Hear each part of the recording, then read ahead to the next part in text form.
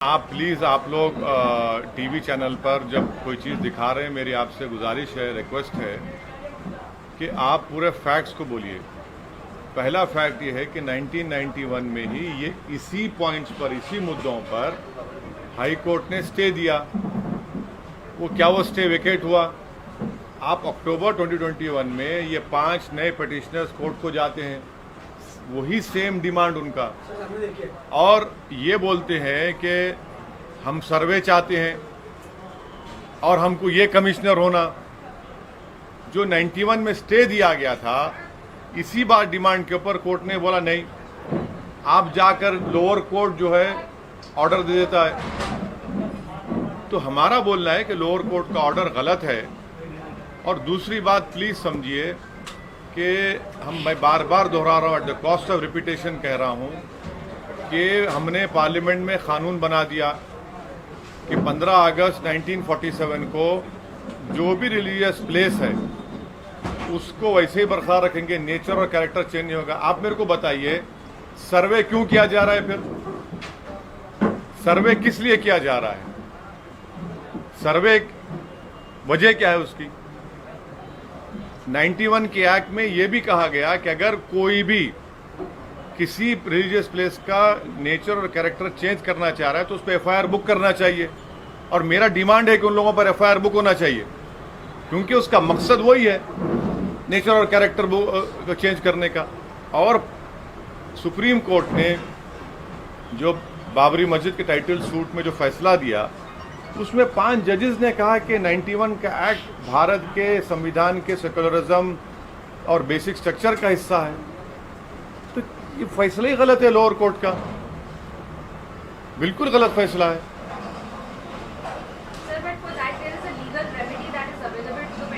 Yes, that is why the committee have rightfully gone to the Supreme Court, and the Supreme Court Chief Justice of India had referred this matter to Honorable Justice Chandrachud, and I am sure that the Supreme Court will hear what that side had to say. But as far as I am concerned, this is my opinion, my party's opinion, and also by doing such things, you are taking the country back to the era where we had faced bloodshed, communal riots,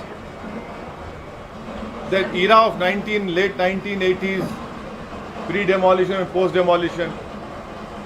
This is an issue which I had voiced my apprehension when the Babri Masjid judgment had come, civil judgment has come.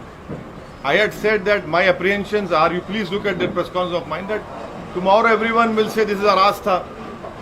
This country cannot be run on the basis of Astha. This country has to be run on the basis of rule of law, the Constitution of India. Because your Astha, my Astha, then what will happen to the rule of law? What will happen to the Constitution of India? Sir, यहाँ पे गुजरात कांग्रेस का ये आक्षेप है कि मुस्लिम versus मुस्लिम candidate ऐसा हो रहा है, मुस्लिम इलाकों में मुस्लिम कैंडिडेट को खड़ा करके कहीं ना कहीं पोलराइजेशन किया जा रहा है। देखिए, राहुल गांधी कैसे हार गए? अमेठी राहुल गांधी हारे ना, मेरी वजह से हारे।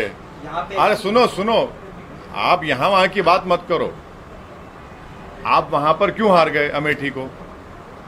मैं तो नहीं था वहाँ पर, अमेठी हार गए आप। आपके यहीं के एमएलए भाग गए बीजेपी में, मेरे से पूछ के गए।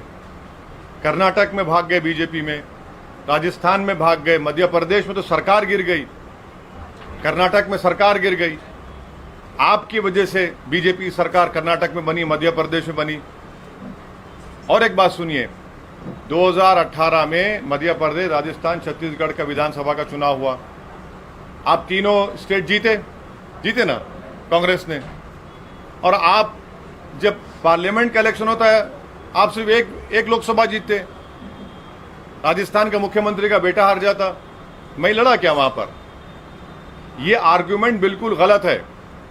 मैं भारत की लोकतंत्र में मुझे इख्तियार है कहीं भी इलेक्शन लड़ने का। आप क्या समझ रहे कि मुसलमान गुलाम है आपका? आपके मुसलमान को क्या यरगमाल बना के रखे, होस्टेज बना के रखे क्या आप? हम लड़ेंगे मुद्दों पर और उन पर छोड़ेंगे जनता के ऊपर, किसको वोट डाले ना डाले। आप मेरे खिलाफ नहीं लड़ते हैदराबाद में इलेक्शन? लड़ते ना मेरे खिलाफ तो राहुल गांधी आके कैंपेन किए, 2-2 दिन गुजारे वहां पर। मैं क्या रोया क्या छोटे बच्चे की तरह, क्यों आए बोल के? है ये रोना छोड़ो, मम्मी डैडी का जमाना खत्म हो गया। अब एंटाइटलमेंट की पॉलिटिक्स नहीं चलने वाली है। आप राजनीति को एंटाइटलमेंट के नाम पर चलना चाहते कि हम फुला परिवार है। अरे भाई, तुम्हारा ये परिवार संघ परिवार से भी जरूरत नहीं है हमारे को। तो ये चीज है सर। जैसे कि चुनाव आता है तो हिजाब का मुद्दा लाती है, बीजेपी लाती है, हनुमान चालीसा लाती है, लाउड स्पीकर लाती है, अजान लाती है। तो बीजेपी जैसे मुद्दा लाती है, एमआईएम वैसे ही मैदान में आ जाती है। अब क्या बोलना चाहते हैं? मुद्दे का मतलब एक तरह से फायदा उठाते हैं या कांग्रेस कहीं ना कहीं दब जाती है। अरे कांग्रेस के एमएलए भाग गए तो मैं दबा रहा हूं क्या उनको?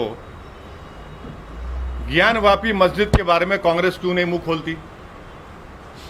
बोलो ना भाई, पार्लियामेंट का एक्ट है ना, छोड़ दो मुसलमान की मस्जिद तो छोड़ दो। आपको मुसलमान का और उस मस्जिद से वास्ता नहीं है, मानता हूं मैं, पर कानून से तो वास्ता है ना तुमको।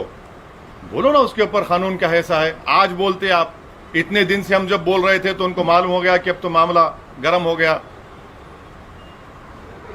हिजाब के बारे में बोलने से आपको डर क्या है? भाई मेरा कल्चर का हिस्सा है, मैं पहनना चाह रहा हूं, मेरी बेटी पहनना चाह रही, कोई नहीं पहनता तो कोई पहनना चाह रही, तो आप क्यों नहीं बोलेंगे उस पर? आप नहीं बोलना चाहते इन चीजों पर। अब कांग्रेस दब रही है तो बहुत अच्छा है, बहुत अच्छा है। वैसे भी अमित शाह ने फिर से पश्चिम बंगाल में सीएए की बात की, आप इसके बारे में क्या कहेंगे? मैं पार्लियामेंट में तो उस बिल को फाड़ दिया ना, आप मेरे से क्यों पूछ रहे? मैं तो फाड़ दिया उस बिल को। मेरा मानना यह है कि भारत के संविधान के खिलाफ है वो कानून, और मजहब की बुनियाद पर कानून बनाया गया जो भारत के संविधान के right to equality, right to life के खिलाफ है। मैं इस बात का हरगिज़ खिलाफ नहीं हूं कि अगर कोई पड़ोसी ममालिक से कोई लोग आकर भारत में रिफ्यूजी का स्टेटस मांगता है, दीजिए बराबर। और आपको मैं गुजारिश करूंगा कि हिंदू अखबार पढ़िए। हिंदू अखबार में रिपोर्ट किया कि कई ऐसे हमारे जो हिंदू भाई पाकिस्तान से आए थे वो वापिस चले गए, आपने उनको दिया ही नहीं कुछ भी, क्योंकि आपने दिसंबर 2014 का कट ऑफ लगा दिया। उसमें आप क्यों कट ऑफ लगाते भाई? अगर कोई आ रहा है, पीड़ित आ रहा है, मजबूर होकर आ रहा है, तो आप देखिए ना उसके ऊपर, मगर रिलीजन को क्यों लेके आते आप?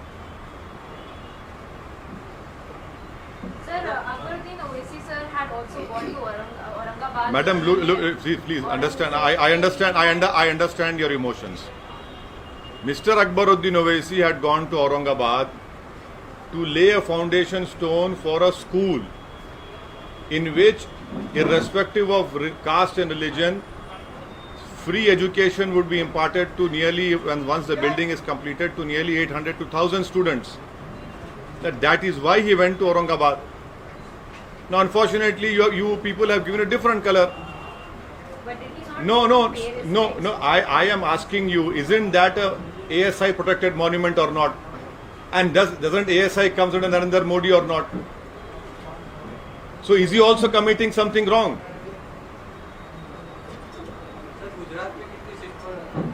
गुजरात पे अच्छे सीटों पर चुनाव लड़ेंगे और अच्छी और तैयारी के साथ लड़ेंगे और इंशाअल्लाह कामयाबी मिलेगी।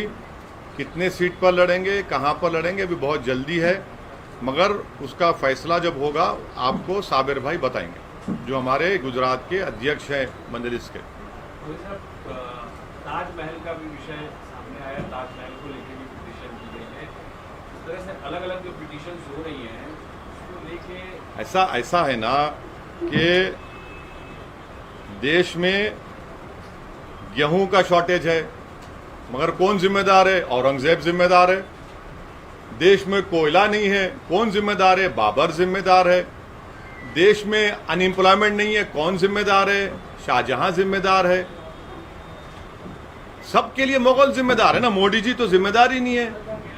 ये मोदी सरकार शॉर्टेज सरकार है। ये तो ना कोयला है, ना गेहूं है, ना रोजगार है, कीमतें आसमान को छू रही हैं और रुपया गिरते जा रहा है।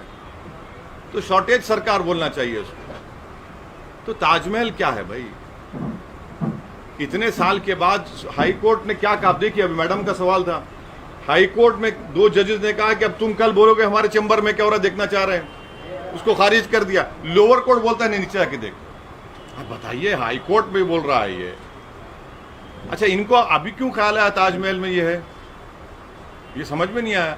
मेरे को लगता है कि वो जो नीचे जाना चाहते हैं ना, वो देखना चाह रहे हैं, बुरा मत मानिए, जोक कर रहा हूं, कि नरेंद्र भाई मोदी की डिग्री कहीं ना मिल जाए उसमें। एंटायर पॉलिटिकल साइड डिग्री जो नहीं मिलती है उसको देख रहे हैं शायद, कि भाई शायद वहां पर मिल जाए, वही लगता है। सर कल छापी जाने वाले हैं, कल छापी जाने वाले हैं, पब्लिक गैदरिंग करने हाँ, वाले हाँ, हैं। हाँ। क्या कुछ मुद्दे पे बात करने हैं? आइए ना, गरम भाषण होगा, आपको मुद्दा मिल जाएगा। आएंगे सर। हम जो बोलते हैं मुद्दा मिल जाएगा आपको। आइए फिर चलाइए, 6 PM 9 PM नेशनलिस्ट बैठे हैं टीवी पर। त्रिपुरा में फिर से एक बार बीजेपी ने सीएम बदल दिया है चुनाव से पहले। अब एक तरह 1 to 1 मिलत टाइम्स को आपकी जरूरत है, हमारी आप माली मदद करें।